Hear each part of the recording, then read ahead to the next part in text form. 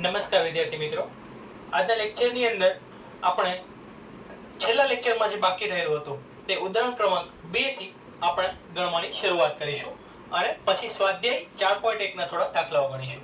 સૌપ્રથમ આપણે ઉદાહરણ ક્રમાંક 2 નો જે બાકી રહેલા આપણો જે દાખલો છે તે આપણે જોઈએ. તો ઉદાહરણ ક્રમાંક 2 નો આપણને ત્રીજો દાખલો આ રીતે આપેલો છે. તો આપણે ઉદાહરણ ક્રમાંક 2 ના ત્રીજા દાખલાની રકમ લખીએ.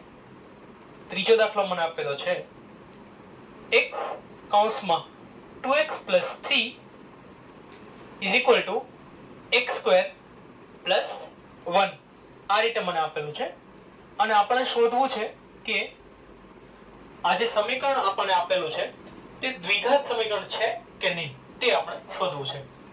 તો સૌપ્રથમ આપણે x અને x ને આખા કૌંસ સાથે ગુણીએ તેથી આપણને મળશે x અને 2x ગુણાઈને 2x² આપશે વત્તા 3 અને x ગુણાઈને 3x આપશે બરાબર x² + 1 આ રીતે મને મળશે.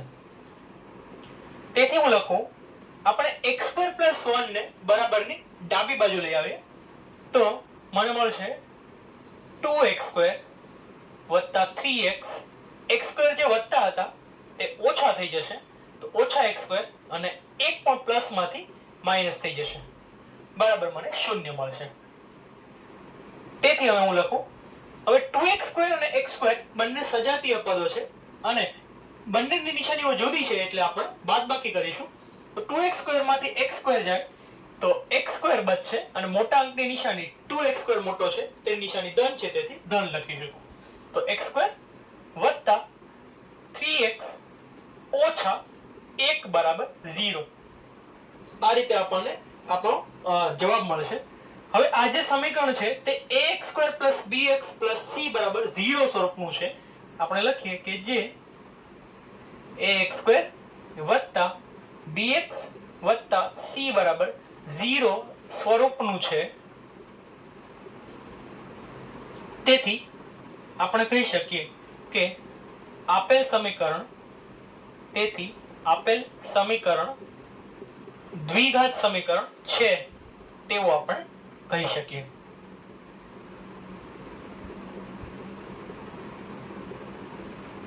તો આ રીતે આપણે આ દાખલો ઉકેલી શકીએ. હવે એ જ રીતે આપણે ચોથો દાખલો પણ ગણવાની કોશિશ કરી. તો ચોથા દાખલાની રકમ જોઈએ. ચોથો દાખલો મને આ રીતે આપેલો છે. દાખલા ક્રમાંક 4 x + 2 નો ઘન બરાબર x³ - 4 આ રીતે આપણને દાખલો આપેલો છે. તો આપણે આ દાખલાને પણ ઉકેલવાની કોશિશ કરીએ. તો સૌપ્રથમ આ a + b ના ઘન જેવું સ્વરૂપ છે મિત્રો.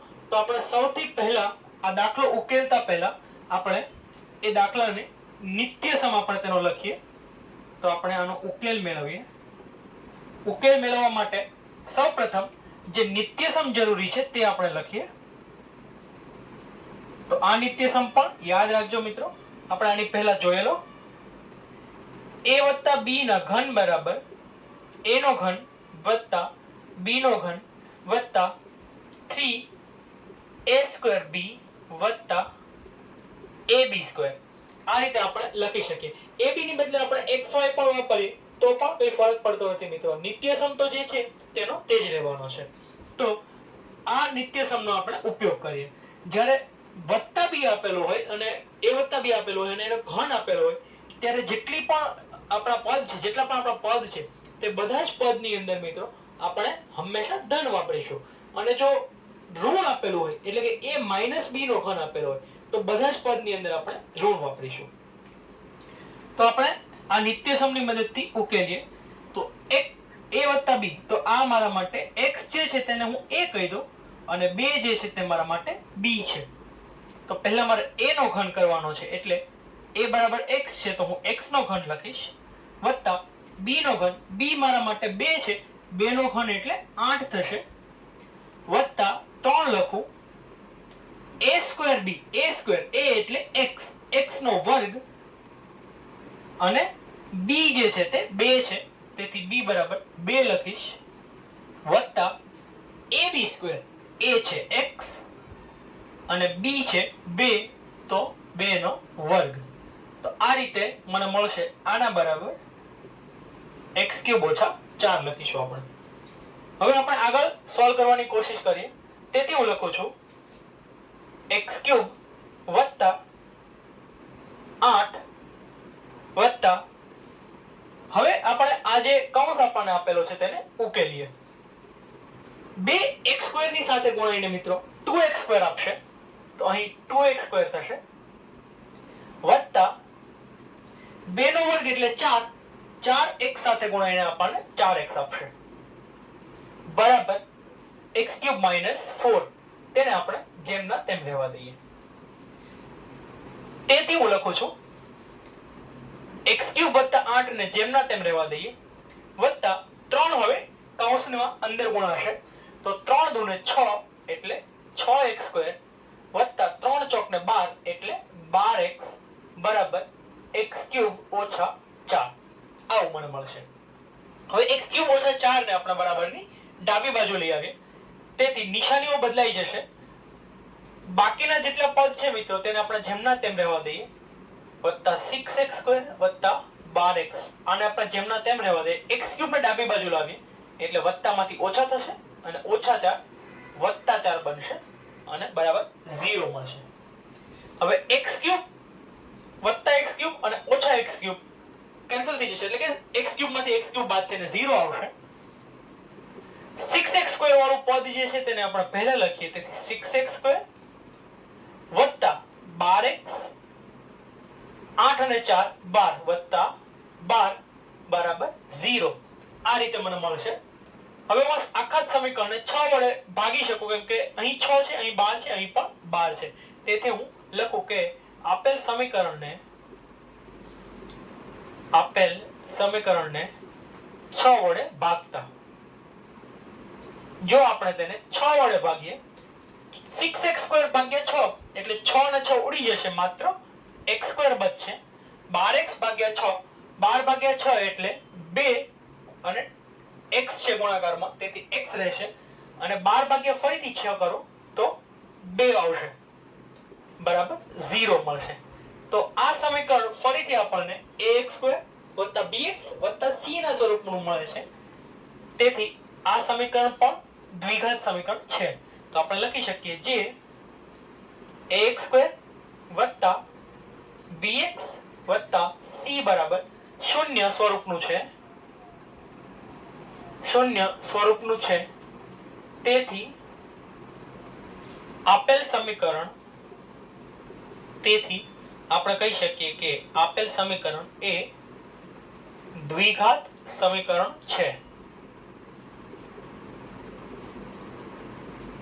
તો આ રીતે આપણને જ્યારે પણ કોઈ સમીકરણ આપેલું હોય મિત્રો, તો આપણે ગણી શકીએ, જોઈ શકીએ કે તે સમીકરણ જે છે તે દ્વિઘાત સમીકરણ છે કે નહીં. પહેલી દ્રષ્ટિએ ઘણી બધી વાર આપણને એવું લાગે કે આપેલા સમીકરણની અંદર તો મહત્તમ ઘાત 3 આપેલી છે, તો આપેલા સમીકરણ કોઈ પણ રીતે દ્વિઘાત સમીકરણ ન હોઈ શકે એવું આપણને પ્રથમ દ્રષ્ટિએ લાગે, એવું બની શકે. પણ એવું જરૂરી નથી કે જો આપેલા સમીકરણની અંદર મહત્તમ ઘાત 3 અથવા તો 4 પણ હોય તો પણ તે દ્વિઘાત સમીકરણ હોઈ શકે.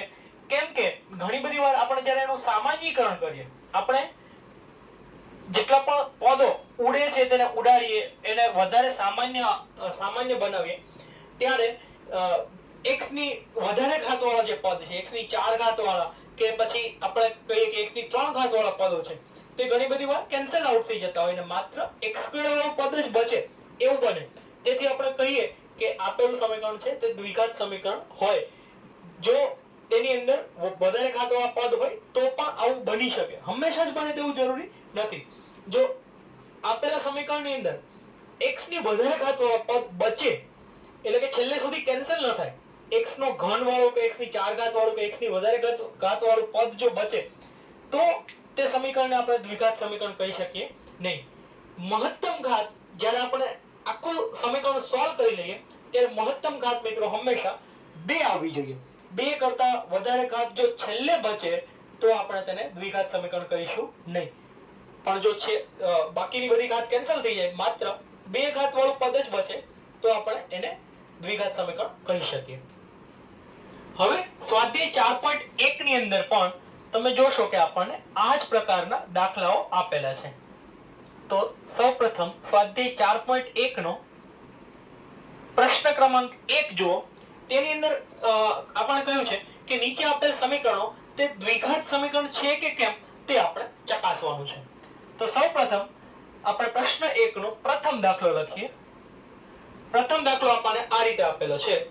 x + 1 નો સ્ક્વેર આપણને આપેલું છે x + 1 નો સ્ક્વેર બરાબર 2 * x - 3. આ રીતે આપણને પ્રથમ દાખલો આપેલો છે. આ પ્રશ્નની અંદર 8 દાખલાઓ છે મિત્રો. તો આપણે 3 થી 4 દાખલાઓ ગણીશું. પ્રથમ 3 કે 4 દાખલાઓ ગણીશું. બાકીના દાખલાઓ તમે જાતે ગણવાની કોશિશ કરો જેથી તમને આઈડિયા આવશે કે કેવી રીતે આ દાખલાઓને આપણે સોલ્વ કરી શકીએ. તો સૌપ્રથમ આ સમીકરણને આપણે ઉકેલવાની કોશિશ કરીએ. આપણે લખીએ કે આ સમીકરણનો ઉકેલ. તો આપણે શોધીએ. હવે આ જુઓ કે x + y ના સ્ક્વેર જેવું છે. તો આપણે આની અંદર નિત્યસમ સૌપ્રથમ લખીએ. નિત્યસમ આપણે વાપરીશું x + y નો સ્ક્વેર x + y નો સ્ક્વેર બરાબર x² + 2xy + y². તો આ નિત્યસમનો આપણે ઉપયોગ કરીશું. તમે જુઓ કે આ x + y ના સ્ક્વેર જેવું છે. તો આને આપણે x કહી શકીએ, આને આપણે y કહી શકીએ. તો સૌપ્રથમ મારે x² લખવું છે. તો x નો સ્ક્વેર વત્તા 2 x બરાબર x જ છે અને y બરાબર 1 છે. તો 2xy વાળું પદ પણ આવી ગયું વત્તા y² એટલે કે 1 નો વર્ગ બરાબર. સામેની બાજુ 2 x સાથે ગુણાઈને 2x આપશે અને 2 3 ની સાથે ગુણાઈને 6 આપશે. વચ્ચે માઈનસ ની નિશાની છે તેથી આપણે માઈનસ લખીશું. હવે આપણે આનું સામાન્યકરણ કરીએ. તો x² 2 * 2 અને x સાથે ગુણાઈને 2x આપશે વત્તા 1 નો વર્ગ મને 1 મળશે બરાબર 2x - 6. આ રીતે મને આખું સમીકરણ મળશે.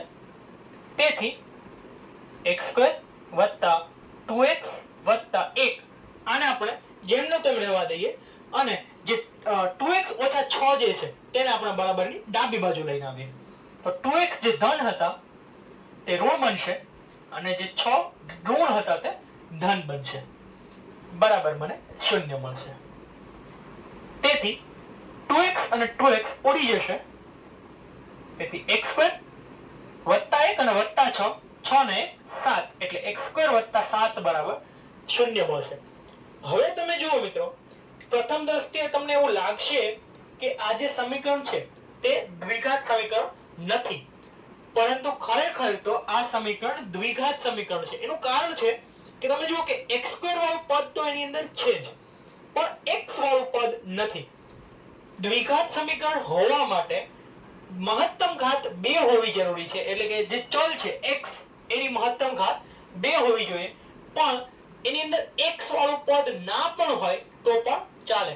માત્ર આપણને આટલું જ આપેલું હોય x² અથવા તો માત્ર આપણને 7x² આપેલું હોય તો પણ આપણે આ પ્રકારનું જે પદ છે એને આપણે દ્વિઘાત સમીકરણ કહી શકીએ.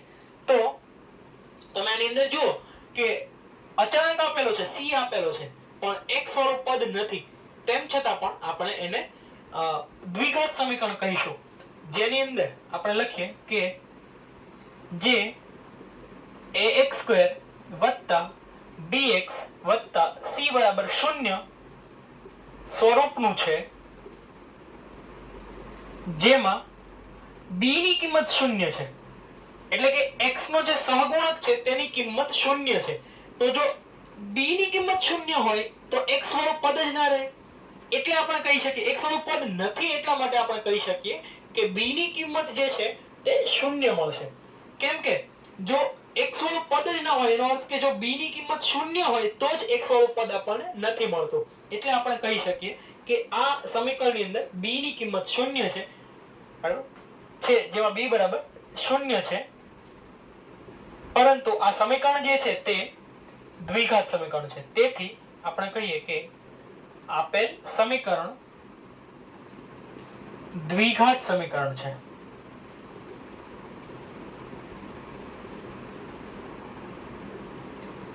તો આ રીતે આપણે લખી શકીએ કે જે સમીકરણ છે તે દ્વિઘાત સમીકરણ છે કે નથી. એ જ રીતે આપણે બીજો દાખલો ગણવાની કોશિશ કરીએ. તો બીજા દાખલાની રકમ આપણે અહીં લખીએ. બીજો દાખલો મને આ રીતે આપેલો છે x² - 2x બરાબર -2 કૌંસમાં 3 - x. આ રીતે મને આપેલું છે. તો આપણે તેનો ઉકેલ શોધવાની કોશિશ કરીએ. આપણે લખીએ x² - 2x ને આપણે જેમના તેમ રહેવા દઈએ.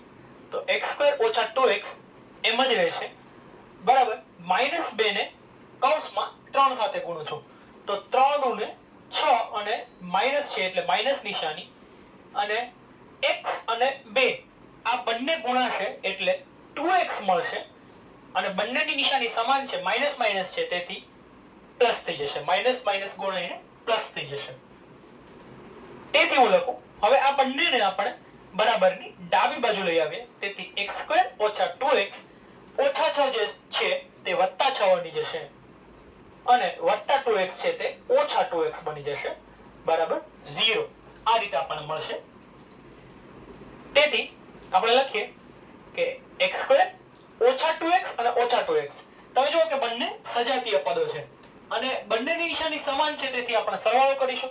2x અને 2x 4x ને મોટા અંકની નિશાની પર બંને માઈનસ જ છે તેથી નિશાની પણ માઈનસ જ આવશે.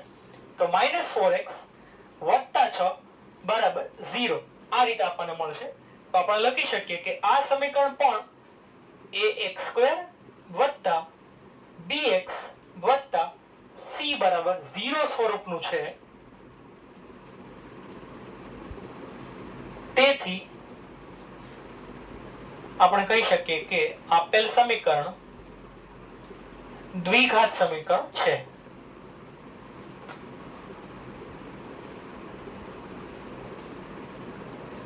તો આ રીતે બીજો દાખલો પણ ગણી શકાય. આ દાખલાઓ મિત્રો પ્રમાણમાં ખૂબ નાના છે અને સહેલા પણ છે. આપણે માત્ર સાદું રૂપ જ આપવાનું છે.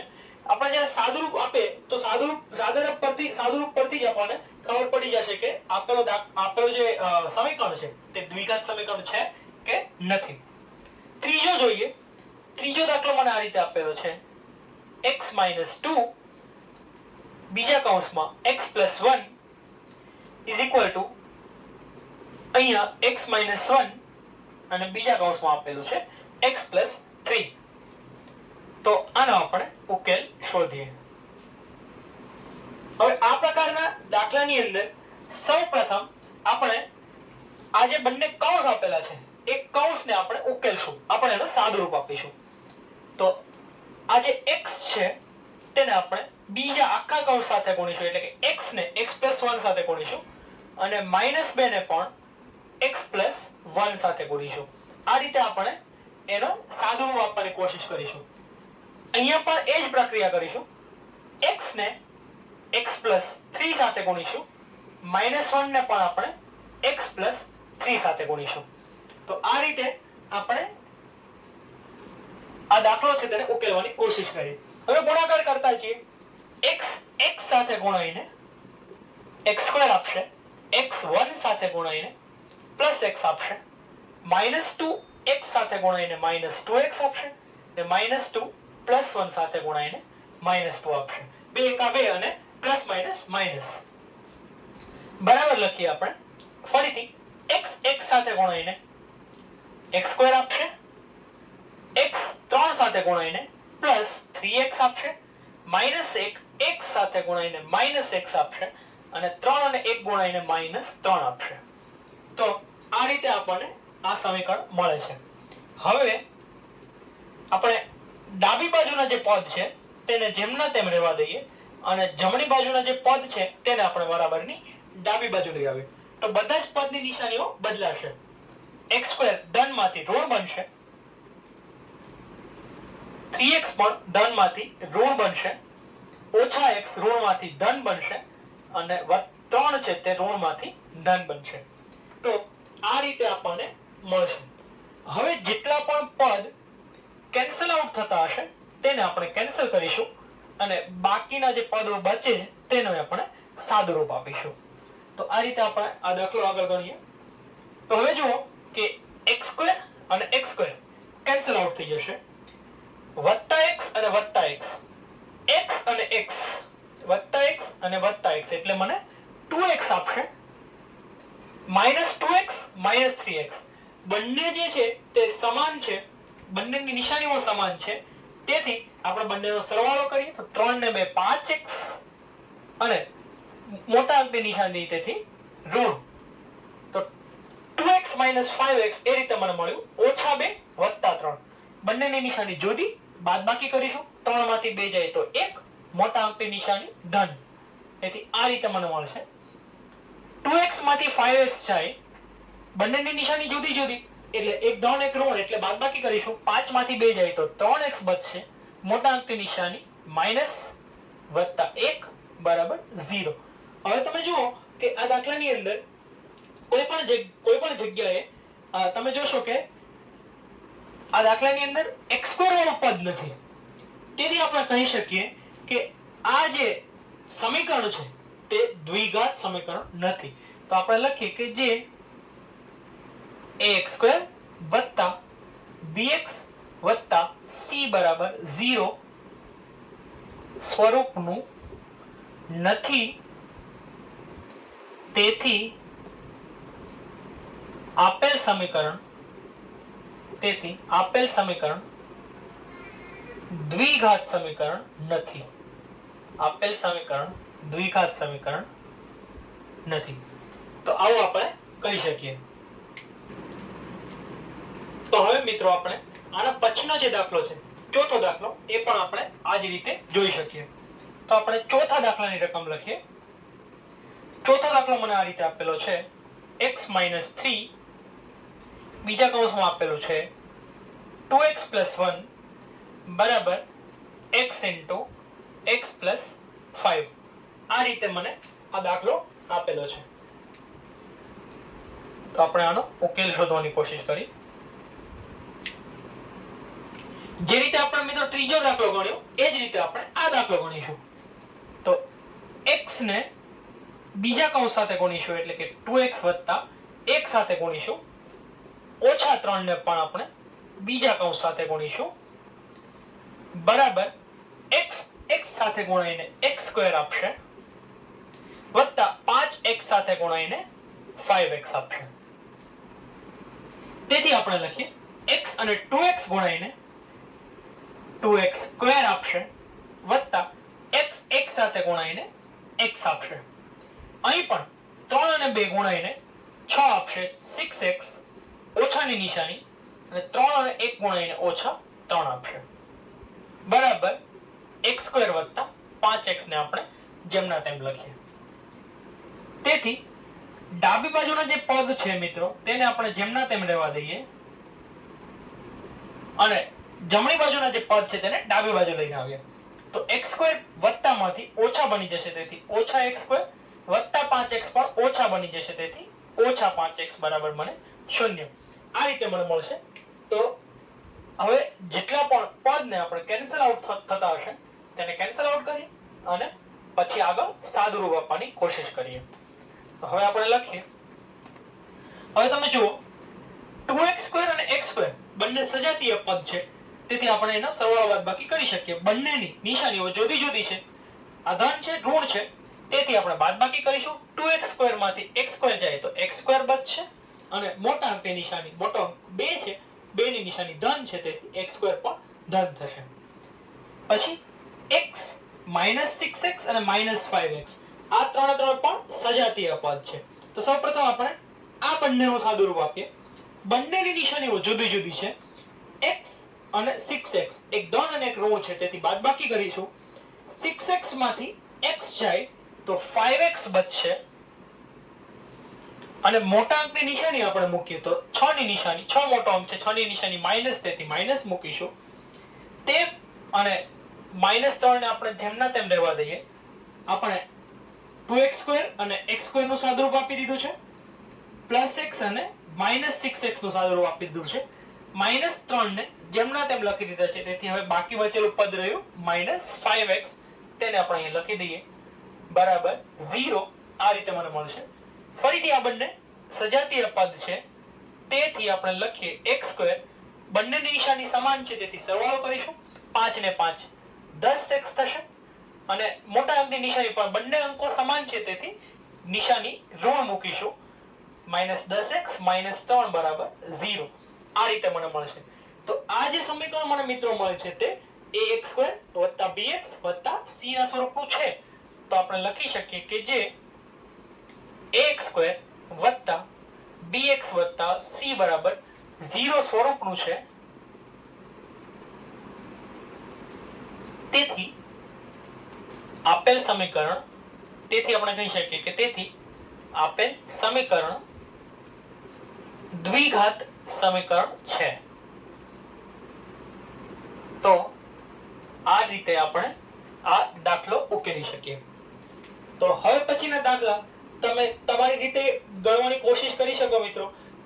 આના પછીના લેક્ચરની અંદર આપણે આના પછીના જે 4 દાખલાઓ બાકી છે તે જોઈશું, પણ ત્યાં સુધી તમે તેને જાતે ગણવાની કોશિશ કરીજો, કેમ કે આ દાખલાઓ ખૂબ સહેલા છે અને મને વિશ્વાસ છે કે તમે આ દાખલાઓ જરૂર ગણી શકશો. આપણે હવે આના પછીના લેક્ચરની અંદર મિત્રો મળીશું. આજના લેક્ચર માટે આટલું જ. Thank you.